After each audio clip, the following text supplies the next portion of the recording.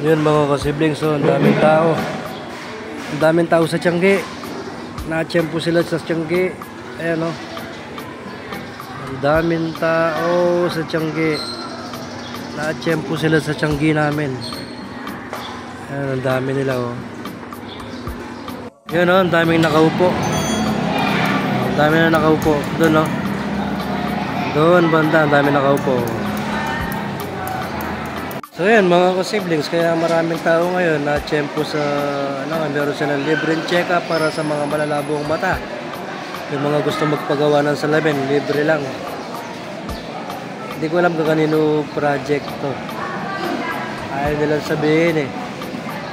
Kaya dun sa mga taga-anunas, no? Hindi ko alam kung ganong oras to eh. Pero kami ng mga nagtsatsyanggi dito hanggang alas 11:30 lang kami dito. Daming tao yan, no? Oh.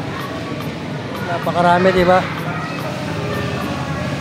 Kaya yung mga walang kakayahan na makabili ng salamin dyan, libre-libre lang magpa-check up dito habang nandito sila, oh. Nagdadatingan pa mga ka-siblings, oh. Ang dami talaga nagpapaano ngayon kasi libre. Bihira lang kasi mangyari yung libre. Yung mga iba dyan mga ka-siblings, nabili na sa amin kanina. Tiyempo sila sa Tiangge, oh. Nakapamili na sila. Nakalibre po sila ng check-up para sa mata. Lalo yung mga malalabo na yung mata. Tsaka yung mga walang kakayang magpagawa ng salamin dahil mahal talaga magpagawa ng salamin ngayon, eh. Kaya sa mga taga-anunas dyan, no? Pumunta kayo dito habang may oras pa. Hindi natin alam kung ganong oras yun, eh. Mga siblings, so, nag-uumpisa na sila sa check-up para sa mata. Para tama lang yung sukat sa mata. Daming tao, grabe. Pero marami rin nabili sa amin.